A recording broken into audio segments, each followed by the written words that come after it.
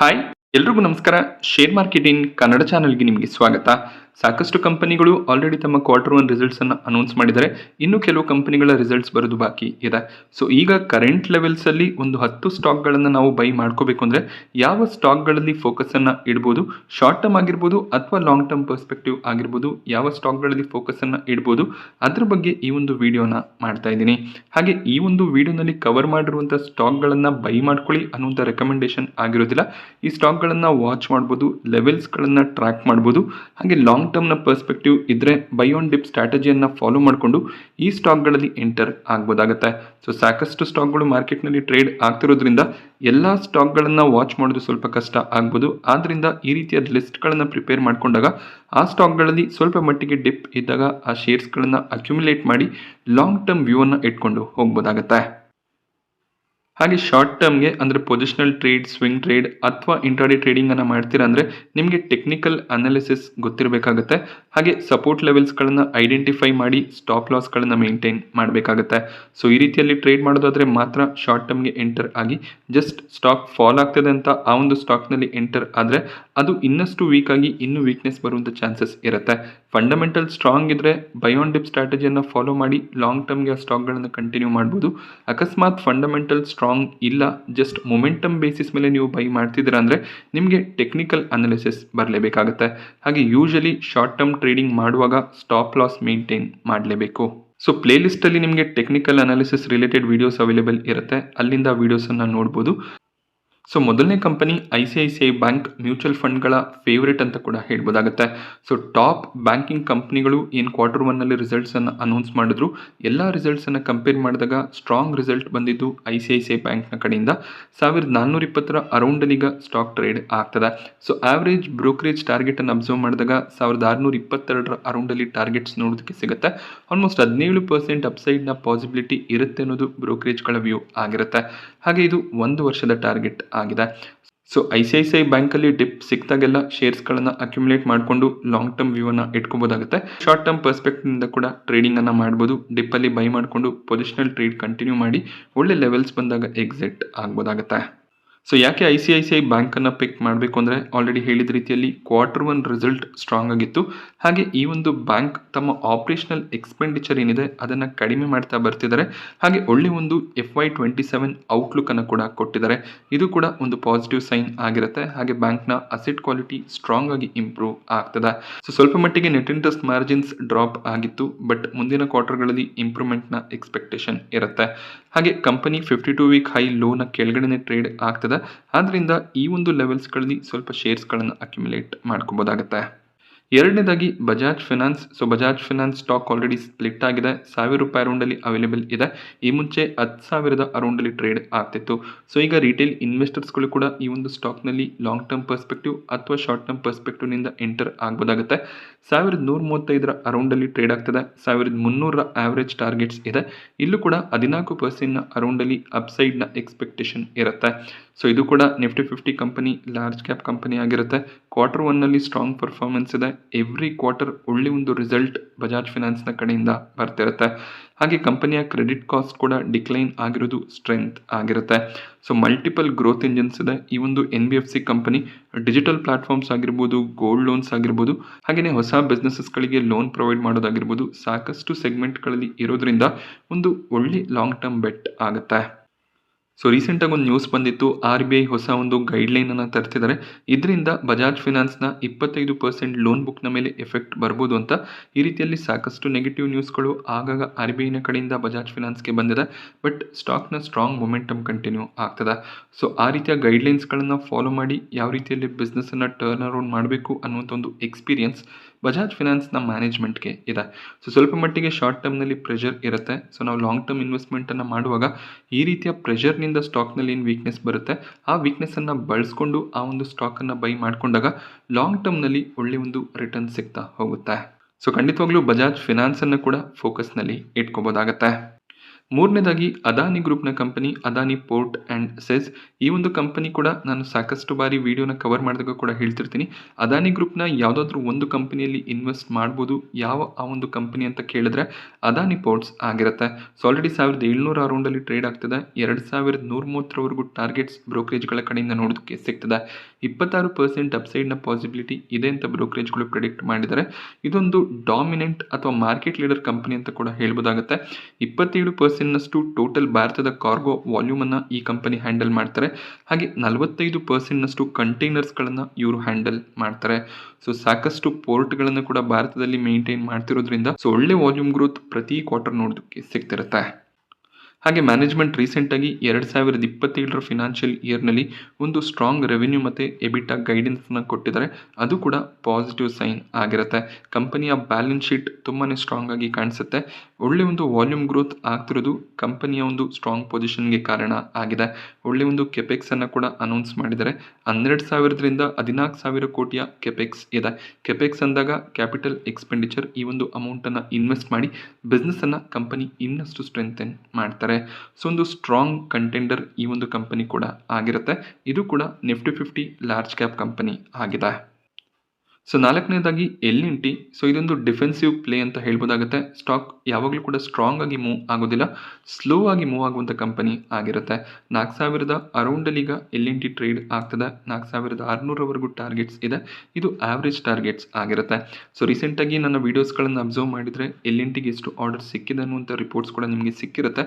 Almost 15ರಿಂದ 20,000 ಕೋಟಿ ಅರೌಂಡಲ್ಲಿ ಆರ್ಡರ್ಸನ್ನು company ಪಡ್ಕೋತಿದ್ದಾರೆ. So ಎಲ್ಲ ಸೆಗ್ಮೆಂಟ್ಗಳಲ್ಲಿ construction ಆಕ್ಟಿವಿಟೀಸ್ಗಳನ್ನು ಇವರು ಮಾಡ್ತಾರೆ. ಹಾಗೆ ಸಾಕಷ್ಟು ಸಬ್ಸಿಡರೀಸ್ಗಳು ಕೂಡ ಇದೆ. ಕೇವಲ ಭಾರತ ಅಷ್ಟೇ ಅಲ್ಲದೆ ಬೇರೆ ದೇಶಗಳಲ್ಲಿ ಕೂಡ ಇವರು ಕನ್ಸ್ಟ್ರಕ್ಷನ್ ಆಕ್ಟಿವಿಟೀಸ್ಗಳನ್ನು ಮಾಡ್ತಾರೆ. ಅಲ್ಲಿನ ಸಬ್ಸಿಡರಿಗಳಿಗೆ ಕೂಡ ಕಂಟಿನ್ಯೂಸ್ ಆರ್ಡರ್ಸ್ ಬರ್ತಿರುತ್ತೆ. ಆದ್ದರಿಂದ ಈ ಒಂದು ಸ್ಟಾಕ್ ಪೋರ್ಟ್ಫೋಲಿಯೋನಲ್ಲಿ ಇಟ್ಕೊಳ್ಳೋದು ತುಂಬಾ ಒಳ್ಳೆ ಸೈನ್ ಆಗುತ್ತೆ. ಸೊ ಲಕ್ಷ ಕೋಟಿ ಅರೌಂಡಲ್ಲಿ ಕಂಪನಿ ಆರ್ಡರ್ ಬುಕ್ಕನ್ನೇ ಹೊಂದಿದ್ದಾರೆ. ಒಳ್ಳೆ ಒಂದು ಫ್ಯೂಚರ್ ಗ್ರೋತ್ ಇರುವಂಥ ಕಂಪನಿ ಆಗಿರುತ್ತೆ. ಇಲ್ಲೂ ಕೂಡ ಅಷ್ಟೇ ನಿಮಗೆ ಕರೆಕ್ಷನ್ ಕಾಣಿಸಿದಾಗ ಸ್ಟಾಕ್ಗಳನ್ನು ಅಕ್ಯುಮುಲೇಟ್ ಮಾಡಿಕೊಂಡು ನೀವು ಲಾಂಗ್ ಟರ್ಮ್ಗೆ ಕಂಟಿನ್ಯೂ ಮಾಡ್ಬೋದು. ಸದ್ಯಕ್ಕೆ 16% ಅಪ್ಸೈಡ್ನ ಪಾಸಿಬಿಲಿಟಿ ಇರುತ್ತೆ ಅನ್ನೋದು ಬ್ರೋಕರೇಜ್ನ ವ್ಯೂ ಆಗಿರುತ್ತೆ. ಸೊ ಈ ಟಾರ್ಗೆಟ್ಸ್ ಏನಿದೆ 1 ವರ್ಷದ ಟಾರ್ಗೆಟ್ಸ್ ಆಗಿರುತ್ತೆ. ಸೊ ಕರೆಕ್ಷನ್ ಸಿಕ್ಕಿದಾಗ ಅಕ್ಯುಮುಲೇಟ್ ಮಾಡಿಕೊಂಡ್ರೆ ಇನ್ನೂ ಒಳ್ಳೆ ಲಾಭವನ್ನು ನೀವು ಎಕ್ಸ್ಪೆಕ್ಟ್ ಮಾಡ್ಬೋದು. ಹಾಗೆ 5ನೇ ಕಂಪನಿ ಇನ್ನೊಂದು large cap company HAL. So ಈ ಒಂದು ಸ್ಟಾಕ್ ಪ್ರೈಸ್ನಲ್ಲಿ ಸಾಕಷ್ಟು ವೀಕ್ನೆಸ್ ಬಂದಿತ್ತು. ಸ್ಲೋ ಆಗಿ ಸ್ಟಾಕ್ ಈಗ ರಿಕವರ್ ಆಗ್ತದೆ. ಸೊ 4,900 ಅರೌಂಡಲ್ಲಿ HAL ಟ್ರೇಡ್ ಆಗ್ತದೆ. ಹಾಗೆಯೇ HALನ ಬಿಸ್ನೆಸ್ಸನ್ನು ನಾವು ಅಬ್ಸರ್ವ್ ಮಾಡಿದಾಗ ಮೇಜರ್ ಆಗಿ ಮ್ಯಾನುಫ್ಯಾಕ್ಚರಿಂಗ್ ಕಂಪನಿ ಆಗಿದೆ. But still design development related ಕಾನ್ಸೆಪ್ಟ್ಸ್ಗಳಲ್ಲಿ ಕೂಡ ಕಂಪನಿ ಕೆಲಸ ಮಾಡ್ತಾರೆ. ಹಾಗೆ ರಿಪೇರ್ ಆ್ಯಂಡ್ ಓವರ್ ಆಲ್ ಸೊಲ್ಯೂಷನ್ಸ್ಗಳನ್ನು ಕೂಡ ಪ್ರೊವೈಡ್ ಮಾಡ್ತಾರೆ. ಸೊ ಮ್ಯಾನುಫ್ಯಾಕ್ಚರಿಂಗ್ನಿಂದ ಹೆಚ್ಚಿನ ರೆವೆನ್ಯೂಸ್ ಬಂದರೂ ಕೂಡ ಬೇರೆ ಸರ್ವಿಸಸ್ಗಳಿಂದ ಕೂಡ ಕಂಪನಿ ರೆವೆನ್ಯೂಸನ್ನು ಜನರೇಟ್ ಮಾಡ್ತಾರೆ. ಹಾಗೆಯೇ ಭಾರತದ ಡಿಫೆನ್ಸ್ಗೆ ಒಂದು ಮೇಜರ್ ಬೂಸ್ಟ್ ಕೊಡುವಂಥ ಕಂಪನಿ ಆಗಿರುತ್ತೆ. ತೇಜಸ್ ಏರ್ಕ್ರಾಫ್ಟ್ ಆರ್ಡರ್ಗಳು ಕಂಪನಿಗೆ ಸಿಕ್ಕಿದೆ. ಸ್ವಲ್ಪ ಮಟ್ಟಿಗೆ ಡೆಲಿವರಿನಲ್ಲಿ ಆಗಿದೆ. ಅದು ಕಂಪನಿಯ ತಪ್ಪಲ್ಲ. GE ಏರೋಸ್ಪೇಸ್ನ ಕಡೆಯಿಂದ ಇಂಜಿನ್ಸ್ ಆನ್ ಟೈಮ್ ಬಂದಿರಲಿಲ್ಲ. ಬಟ್ ಈಗ Q2 Q3ನಲ್ಲಿ ಆದಷ್ಟು ಬೇಗ ಡೆಲಿವರಿಯನ್ನು ಪ್ರೊವೈಡ್ ಮಾಡ್ತೀವಿ ಅಂತ ಹೇಳಿದ್ದಾರೆ. ಸೊ ಈ ಒಂದು ಡೆಲಿವರಿ ಕಂಪ್ಲೀಟ್ ಆದರೆ ಒಳ್ಳೆಯ ಒಂದು ರೆವೆನ್ಯೂ ಎಕ್ಸ್ಪೆಕ್ಟೇಷನ್ ಕೂಡ ಇರುತ್ತೆ. ಸೊ ಕಂಪನಿ ಈಗ ಆಲ್ಮೋಸ್ಟ್ 40-42 PE ಟ್ರೇಡ್ ಆಗ್ತದೆ. ಈಗಲೂ ಕೂಡ ಒಳ್ಳೆಯ ಒಂದು ವ್ಯಾಲ್ಯೂಷನಲ್ಲಿ ಅವೈಲೇಬಲ್ ಇದೆ. ಆ ಒಂದು ರೀಸನ್ನಿಂದ ಈ ಸ್ಟಾಕನ್ನು ಕೂಡ ಫೋಕಸ್ನಲ್ಲಿ ಇಟ್ಕೋಬೋದು. ಸದ್ಯಕ್ಕೆ 4,900 ಅರೌಂಡಲ್ಲಿ ಟ್ರೇಡ್ ಆಗ್ತದೆ. ಬಟ್ 5,600ರವರೆಗೂ ಟಾರ್ಗೆಟ್ಸ್ ಬ್ರೋಕರೇಜ್ಗಳ ಕಡೆಯಿಂದ ಇದೆ. ಬುಲ್ ಕೇಸ್ ಸಿನಾರಿಯೋನಲ್ಲಿ 6,400ರವರೆಗೂ ಹೋಗ್ಬೋದು ಅಂತ ಕೆಲವು ಬ್ರೋಕರೇಜಸ್ಗಳು ಪ್ರಿಡಿಕ್ಟ್ ಮಾಡಿದ್ದಾರೆ. ಸೊ 4,100 ಲೆವೆಲಲ್ಲಿ ಸ್ಟಾಕ್ ಏನಾದರೂ ನೋಡೋದಕ್ಕೆ ಸಿಕ್ಕಿದ್ರೆ ಆಪರ್ಚುನಿಟಿ ಆಗುತ್ತೆ ಲಾಂಗ್ ಟರ್ಮ್ಗೆ ಬೈ ಮಾಡ್ಕೊಳ್ಳೋದಕ್ಕೆ. ಹಾಗೆ ಶಾರ್ಟ್ ಟರ್ಮ್ಗೆ ಟ್ರೇಡ್ ಮಾಡ್ತಿದ್ದೀರಾ ಅಂದರೆ ಈ ಲೆವೆಲ್ನ ಕೆಳಗಡೆ ಹೋದರೆ ಅಲ್ಲಿ ಎಕ್ಸಿಟ್ ಆಗೋದು ಬೆಟರ್ ಆಗ್ಬೋದು. ಸೊ ನೆಕ್ಸ್ಟ್ ಇನ್ನೊಂದು ಲಾರ್ಜ್ ಕ್ಯಾಪ್ ಸೆಗ್ಮೆಂಟ್ನ company Ambuja cement. Adani group ರೀಸೆಂಟಾಗಿ ಈ ಒಂದು ಕಂಪನಿಯನ್ನು ಅಕ್ವೈರ್ ಮಾಡ್ಕೊಂಡಿದ್ರು. ಸೊ ಕಳೆದ 6 ತಿಂಗಳಿಂದ ಸ್ಟಾಕ್ನಲ್ಲಿ ಸಾಕಷ್ಟು ವೀಕ್ನೆಸ್ ಸಿಕ್ಕಿದೆ. 600 ಹೈಯನ್ನು ಟಚ್ ಮಾಡಿತ್ತು. ಅಲ್ಲಿಂದ ತುಂಬಾ ಫಾಲ್ ಕಾಣಿಸಿದೆ. ಆಲ್ಮೋಸ್ಟ್ 25%, 26% ಅರೌಂಡಲ್ಲಿ ಸ್ಟಾಕ್ ಕರೆಕ್ಟ್ ಆಗಿದೆ. ಇದು ಒಳ್ಳೆಯ ಒಂದು ಆಪರ್ಚುನಿಟಿ ಆಗಿರುತ್ತೆ ಅಂಬುಜಾ ಸಿಮೆಂಟ್ನಲ್ಲಿ ಎಂಟರ್ ಆಗೋದಕ್ಕೆ. ಸೊ ಈ ಒಂದು ಕಂಪನಿ ತಮ್ಮ ಕೆಪಾಸಿಟಿಯನ್ನು 140 ಮೆಟ್ರಿಕ್ ಟನ್ಗೆ ಇನ್ಕ್ರೀಸ್ ಮಾಡಬೇಕು ಅಂತ ಇದ್ದಾರೆ. ಒಂದು ಸ್ಟ್ರಾಂಗ್ ಆಕ್ವಿಸಿಷನ್ಸ್ಗಳನ್ನು ಕೂಡ ಮಾಡ್ತಿದ್ದಾರೆ. ರೀಸೆಂಟಾಗಿ ಪೆನ್ನಾ ಸಿಮೆಂಟನ್ನು ಅಕ್ವೈರ್ ಮಾಡ್ಕೊಂಡಿದ್ರು. ಹಾಗೆಯೇ ಗ್ರೀನ್ ಪವರ್ ರಿಲೇಟೆಡ್ ಸಿಮೆಂಟ್ ಮ್ಯಾನುಫ್ಯಾಕ್ಚರಿಂಗ್ನಲ್ಲಿ ತಮ್ಮ ಒಂದು ಶೇರನ್ನು 60%ಗೆ ಇನ್ಕ್ರೀಸ್ ಮಾಡಿಕೊಂಡಿದ್ದಾರೆ. ಸೊ ಮುಂದಿನ ದಿನಗಳಲ್ಲಿ ಸಸ್ಟೈನಬಿಲಿಟಿ ಅಥವಾ ಈ ಒಂದು ಕಾರ್ಬನ್ ಎಮಿಷನನ್ನು ಸ್ಟಾಪ್ ಮಾಡಬೇಕು ಅನ್ನುವಂಥ ಕಾನ್ಸೆಪ್ಟ್ಸ್ ಬಂದಾಗ ಈ ಕಂಪನಿ ಆಲ್ರೆಡಿ ಪ್ರಿಪೇರ್ ಆಗಿದ್ದಾರೆ. ಸೊ ಗ್ರೀನ್ ಸಿಮೆಂಟನ್ನು ಆಲ್ರೆಡಿ ಮ್ಯಾನುಫ್ಯಾಕ್ಚರ್ ಕೂಡ ಮಾಡ್ತಿದ್ದಾರೆ. ಹಾಗೆ ಸಾಕಷ್ಟು ಸಪ್ಲೈ ಅಗ್ರಿಮೆಂಟ್ಸ್ಗಳನ್ನು ಕೂಡ ಸೈನ್ ಮಾಡಿರೋದ್ರಿಂದ ಒಳ್ಳೆ ಒಂದು ಬೆಟ್ ಆಗ್ಬೋದು. ಸೊ ಈ ಒಂದು ಕಂಪನಿಯನ್ನು ಕೂಡ ಫೋಕಸ್ನಲ್ಲಿ ಇಟ್ಕೋಬೋದಾಗುತ್ತೆ. ಸದ್ಯಕ್ಕೆ ಅಂಬುಜಾ ಸಿಮೆಂಟ್ಸ್ 430 ಅರೌಂಡಲ್ಲಿ ಟ್ರೇಡ್ ಆಗ್ತದೆ. 800ರವರೆಗೂ ಟಾರ್ಗೆಟ್ಸ್ ಬ್ರೋಕರೇಜ್ಗಳ ಕಡೆಯಿಂದ ನೋಡೋದಕ್ಕೆ ಸಿಗುತ್ತೆ. ಸೊ 600ರ ಬೇಸ್ ಲೆವೆಲ್ ಕೂಡ ನೋಡೋದಕ್ಕೆ ಸಿಗ್ತದೆ. ಬಿಯರ್ ಕೇಸ್ ಸಿನಾರಿಯೋನಲ್ಲಿ ಈ ಒಂದು ಲೆವೆಲಲ್ಲಿ ಟ್ರೇಡ್ ಆಗ್ಬೋದು ಅಂತ. ಸೊ ಈಗ ಸ್ಟಾಕ್ 435ರ ಲೆವೆಲಲ್ಲಿ ಟ್ರೇಡ್ ಆಗ್ತದೆ. ಸೊ ಒಳ್ಳೆ ಒಂದು ಆಪರ್ಚುನಿಟಿ ಆಗುತ್ತೆ ಅಂಬುಜಾ ಸಿಮೆಂಟನ್ನು ಕೂಡ ಆ್ಯಡ್ ಮಾಡ್ಕೊಳ್ಳೋದಕ್ಕೆ. ಬಟ್ ಶಾರ್ಟ್ ಟರ್ಮ್ನಲ್ಲಿ ಪ್ರೆಷರ್ ಇರ್ಬೋದು, ಬಟ್ ಲಾಂಗ್ ಟರ್ಮ್ಗೆ ಒಳ್ಳೆ ಒಂದು ಬೆಟ್ ಆಗುತ್ತೆ. Next Tata power. ಈ ಒಂದು ಸ್ಟಾಕ್ನಲ್ಲಿ ಕೂಡ ಸಾಕಷ್ಟು ಫ್ಲಕ್ಚುಯೇಷನ್ಸ್ ಕಾಣಿಸ್ತಿರುತ್ತೆ. ಹಾಗೆ ಹೈಯರ್ ಲೆವೆಲ್ನಿಂದ ಸ್ಟಾಕ್ ತುಂಬಾ ಕರೆಕ್ಟ್ ಕೂಡ ಆಗಿದೆ. ಹಾಗೆ ಫಾಸ್ಟಾಗಿ ಮೂವ್ ಆಗ್ತಿಲ್ಲ. 2022-23ರಲ್ಲಿ ಒಂದು ಸ್ಟ್ರಾಂಗ್ ಜಂಪ್ ಸ್ಟಾಕ್ನಲ್ಲಿ ನೋಡೋದಕ್ಕೆ ಸಿಕ್ಕಿತ್ತು. ಅದಕ್ಕೆ major reason solar segment, EV segment ಎಲ್ಲದರಲ್ಲಿ ಕೂಡ ಕಂಪನಿ ಕೆಲಸ ಮಾಡ್ತಿತ್ತು. 70-75ರ ಅರೌಂಡಲ್ಲಿ ಟ್ರೇಡ್ ಆಗ್ತಿದ್ದಂಥ ಸ್ಟಾಕ್ ಸಾಕಷ್ಟು ಗೇನ್ ಆಗಿತ್ತು. 450-500 ಲೆವೆಲ್ಸ್ನ ಅರೌಂಡಲ್ಲಿ ಟ್ರೇಡ್ ಆಗ್ತಿತ್ತು. ಬಟ್ ಅಲ್ಲಿಂದ ಈಗ ಸ್ವಲ್ಪ ಮಟ್ಟಿಗೆ ಸ್ಲೋ ಡೌನ್ ಆಗಿದೆ. ಸೊ ಟಾಟಾ ಪವರ್ ಈಗಲೂ ಕೂಡ ಒಳ್ಳೆ ಒಂದು ಬೆಟ್ ಆಗುತ್ತೆ. ಸೊ EV ವೆಹಿಕಲ್ಸ್ಗಳು ಇನ್ಕ್ರೀಸ್ ಆದಷ್ಟು ಕೂಡ ಕಂಪನಿಯ ಬಿಸ್ನೆಸ್ ಕೂಡ ಸ್ಟ್ರಾಂಗ್ ಆಗಿ ಇನ್ಕ್ರೀಸ್ ಆಗ್ತಾ ಹೋಗುತ್ತೆ. ಹಾಗೆ 4.3 ಗಿಗಾವ್ಯಾಟ್ನ ಸೆಲ್ ಅಥವಾ ಸೋಲಾರ್ ಮಾಡ್ಯೂಲ್ ಮ್ಯಾನುಫ್ಯಾಕ್ಚರಿಂಗ್ ಕಾಂಟ್ರಾಕ್ಟ್ ಕೂಡ ಕಂಪನಿಯ ಬಳಿಯಲ್ಲಿ ಇದೆ. ಹಾಗೆ ಕಂಪನಿ ತಮ್ಮ ಒಂದು ಪೋರ್ಟ್ಫೋಲಿಯೋನ 2030ರ ವೇಳೆಗೆ 70% ರಿನ್ಯೂವೇಬಲ್ ಸೆಗ್ಮೆಂಟ್ಗೆ ಚೇಂಜ್ ಮಾಡ್ತಿದ್ದಾರೆ.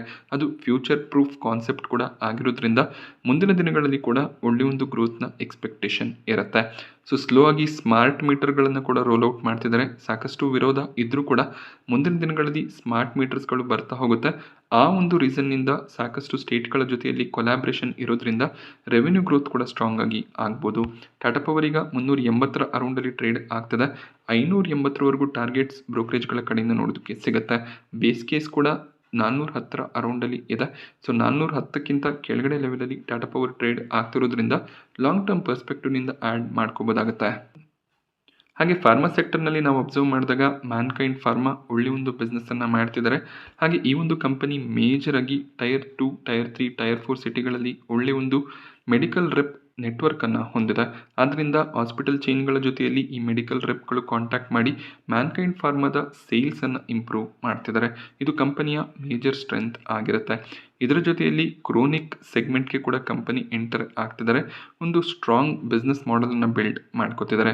ಈ ಒಂದು ಕಂಪನಿಯನ್ನು ಕೂಡ ಲಾಂಗ್ ಟರ್ಮ್ ಪರ್ಸ್ಪೆಕ್ಟಿವ್ನಿಂದ ಪೋರ್ಟ್ಫೋಲಿಯೋನಲ್ಲಿ ಇಟ್ಕೋಬೋದಾಗುತ್ತೆ. ಬಟ್ ಸ್ಟಾಕ್ ಆಲ್ರೆಡಿ ತುಂಬಾ ಗೇನ್ ಕೂಡ ಆಗಿದೆ. Next Kaynes technologies India limited. ಈ ಒಂದು ಸ್ಟಾಕ್ನಲ್ಲಿ ಕೂಡ ತುಂಬಾ ಕರೆಕ್ಷನ್ ನೋಡೋದಕ್ಕೆ ಸಿಕ್ಕಿದೆ. ಸಾಕಷ್ಟು ಜನ 6,000-7,000ದ ಲೆವೆಲಲ್ಲಿ ಕೂಡ ಸ್ಟಾಕನ್ನು ಬೈ ಮಾಡ್ಕೊಂಡಿದ್ರು. ಬಟ್ ಈಗ 3,800 ಅರೌಂಡಲ್ಲಿ ಅವೈಲೇಬಲ್ ಇದ್ದರೂ ಕೂಡ ಹೆಚ್ಚಿನ ಒಂದು ಇಂಟ್ರೆಸ್ಟ್ ಕೇನ್ಸ್ ಟೆಕ್ನಾಲಜಿನಲ್ಲಿ ಬರ್ತಿಲ್ಲ. ಕಂಪನಿಯ ಬಿಸ್ನೆಸ್ ಮಾಡೆಲ್ ತುಂಬಾ ಸ್ಟ್ರಾಂಗ್ ಆಗಿ ಕಾಣಿಸುತ್ತೆ. ಏರೋಸ್ಪೇಸ್, ಡಿಫೆನ್ಸ್ ಆಗಿರ್ಬೋದು, ಆಟೋಮೋಟಿವ್ ಇಂಡಸ್ಟ್ರಿ, IT ಸೆಕ್ಟರ್ ಎಲ್ಲ ಸೆಕ್ಟರ್ಗಳಿಗೆ ಈ ಕಂಪನಿ ಸೊಲ್ಯೂಷನ್ಸ್ಗಳನ್ನು ಪ್ರೊವೈಡ್ ಮಾಡ್ತಾರೆ. ಹಾಗೆ ಮುಂದಿನ ದಿನಗಳಲ್ಲಿ ಸೆಮಿಕಂಡಕ್ಟರ್ ಫ್ಯಾಬ್ರಿಕೇಷನ್ ಬಿಸ್ನೆಸ್ಗೆ ಕೂಡ ಎಂಟರ್ ಆಗಬೇಕು ಅಂತ ಇದ್ದಾರೆ. ಒಂದು ಸ್ಟ್ರಾಂಗ್ ಬಿಸ್ನೆಸ್ ಮಾಡೆಲ್ ಹೊಂದಿರುವಂಥ ಕಂಪನಿ ಆಗಿರುತ್ತೆ. 5,300ರವರೆಗೂ ಟಾರ್ಗೆಟ್ ಪ್ರೈಸ್ ಬ್ರೋಕರೇಜ್ಗಳ ಕಡೆಯಿಂದ ಇದೆ. ಈಗ ಒಳ್ಳೆ ಒಂದು ಲೆವೆಲ್ನಲ್ಲಿ ಕಂಪನಿ ಟ್ರೇಡ್ ಆಗ್ತದೆ. ಸೊ ಲಾಂಗ್ ಟರ್ಮ್ ಅಥವಾ ಶಾರ್ಟ್ ಟರ್ಮ್ ಪರ್ಸ್ಪೆಕ್ಟಿವ್ನಿಂದ ಆ್ಯಡ್ ಮಾಡ್ಕೋಬೋದಾಗತ್ತೆ. ಸೊ ನೆಕ್ಸ್ಟ್ ಇನ್ನೊಂದು ಕಂಪನಿ ಗ್ರೀನ್ ಎನರ್ಜಿ ಸೆಗ್ಮೆಂಟಲ್ಲೇ ಕೆಲಸ ಮಾಡ್ತಿರುವಂಥ ಕಂಪನಿ ಸುಜ್ಲಾನ್ ಎನರ್ಜಿ. 2-3 ವರ್ಷದ ಹಿಂದೆ ಈ ಒಂದು ಸ್ಟಾಕನ್ನು ಯಾರಾದರೂ ರೆಕಮೆಂಡ್ ಮಾಡಿದಿದ್ರೆ ಈ ಕಂಪನಿ ಅಷ್ಟೇನು ಸ್ಟ್ರಾಂಗ್ ಇಲ್ಲ ಅಂತ ಹೇಳ್ಬೋದಾಗಿತ್ತು. ಬಟ್ ಈಗ ಕಂಪನಿಯ ಬಿಸ್ನೆಸ್ ಮಾಡೆಲ್ ಕಂಪ್ಲೀಟ್ ಆಗಿ ಚೇಂಜ್ ಆಗಿದೆ. ಸಾಕಷ್ಟು ಆರ್ಡರ್ಗಳನ್ನು ಕಂಪನಿ ಪಡ್ಕೋತಿದ್ದಾರೆ. ವಿಂಡ್ ಟರ್ಬೈನ್ಗಳ ಆರ್ಡರ್ಗಳು ಸ್ಟ್ರಾಂಗ್ ಆಗಿ ಬರ್ತಿದೆ. ಈ ಒಂದು ಸ್ಟಾಕ್ ಕೂಡ ಸ್ಟ್ರಾಂಗ್ ಆಗಿ ಗೇನ್ ಆಗಿತ್ತು. ಬಟ್ ಈಗ ರೀಸೆಂಟ್ ಟೈಮ್ನಲ್ಲಿ ಸಾಕಷ್ಟು ಪ್ರೆಷರ್ ಕಾಣಿಸಿದೆ. ಲಾಂಗ್ ಟರ್ಮ್ಗೆ ಒಳ್ಳೆ ಒಂದು ಬೆಟ್ ಆಗ್ಬೋದು. ಈ ಕಂಪನಿ ಕೂಡ 3.5 ಗಿಗಾವ್ಯಾಟ್ನ ಆರ್ಡರ್ ಬುಕ್ಕನ್ನು ಹೊಂದಿದ್ದಾರೆ. ಹಾಗೆ ಹೈಬ್ರಿಡ್ ಸೋಲಾರ್, ವಿಂಡ್, RTC ಟೆಂಡರ್ಸ್ಗಳನ್ನು ಕೂಡ ಪಡ್ಕೊಂಡಿರೋದು ಖಂಡಿತವಾಗ್ಲೂ ಸ್ಟ್ರೆಂತ್ ಆಗಿರುತ್ತೆ. ಸೊ ಈ ಕಂಪನಿಯನ್ನು ಕೂಡ ಫೋಕಸ್ನಲ್ಲಿ ಇಟ್ಕೋಬೋದಾಗುತ್ತೆ. ಸೊ ಇಲ್ಲೂ ಕೂಡ ನಮಗೆ ಬೇಸ್ ಟಾರ್ಗೆಟ್ಸ್ 82ರ ಅರೌಂಡಲ್ಲಿ ನೋಡೋದಕ್ಕೆ ಸಿಗುತ್ತೆ. ಸ್ಟಾಕ್ ಈಗ 50ರ ಕೆಳಗಡೆ ಟ್ರೇಡ್ ಆಗ್ತದೆ. ಸೊ ಈ 10 ಸ್ಟಾಕ್ಗಳನ್ನು ಫೋಕಸ್ನಲ್ಲಿ ಇಟ್ಕೊಬೋದಾಗುತ್ತೆ. ಆಲ್ರೆಡಿ ನಾನು ಹೇಳಿದ ರೀತಿಯಲ್ಲಿ ಇದು ಬೈ ರೆಕಮೆಂಡೇಶನ್ ಅಲ್ಲ. ಈ ರೀತಿಯಲ್ಲಿ ನೀವು ಕಂಪನಿಗಳ ಅನಾಲಿಸಿಸನ್ನು ಮಾಡ್ಬೋದಾಗುತ್ತೆ. ಸೊ ಈ ರೀತಿಯಲ್ಲಿ ಅನಾಲಿಸಿಸ್ ಮಾಡಿ ಯಾವ ಕಂಪನಿಗಳು ಒಳ್ಳೆ ರಿಸಲ್ಟ್ಸನ್ನು ಕೊಡ್ತಿದ್ದಾರೆ, ಸೊ ಕಂಪನಿಯ ಫ್ಯೂಚರ್ ಯಾವ ರೀತಿಯಲ್ಲಿ ಇರುತ್ತೆ, ಅದೆಲ್ಲ ಫ್ಯಾಕ್ಟರ್ಗಳನ್ನು ಕನ್ಸಿಡರ್ ಮಾಡಿ ನೀವು ಶೇರ್ಸ್ಗಳನ್ನು ಅಕ್ಯುಮುಲೇಟ್ ಮಾಡ್ಕೊಳ್ತಾ ಹೋಗ್ಬೋದಾಗತ್ತೆ. ಸೊ ಈ ಒಂದು ಇನ್ಫಾರ್ಮೇಷನ್ ನಿಮ್ಗೆ ಇಷ್ಟ ಆಗುತ್ತೆ ಅಂತ ಅಂದ್ಕೊಂಡಿದ್ದೀನಿ. ಇಷ್ಟ ಆದರೆ ವಿಡಿಯೋನ ಲೈಕ್ ಮಾಡಿ. ಹಾಗೆ ಇದೇ ರೀತಿಯ ಮಾರ್ಕೆಟ್ ಅಪ್ಡೇಟ್ಸ್ಗಳಿಗೆ ಚಾನಲ್ನ ಸಬ್ಸ್ಕ್ರೈಬ್ ಮಾಡ್ಕೊಳ್ಳಿ. Thank you friends.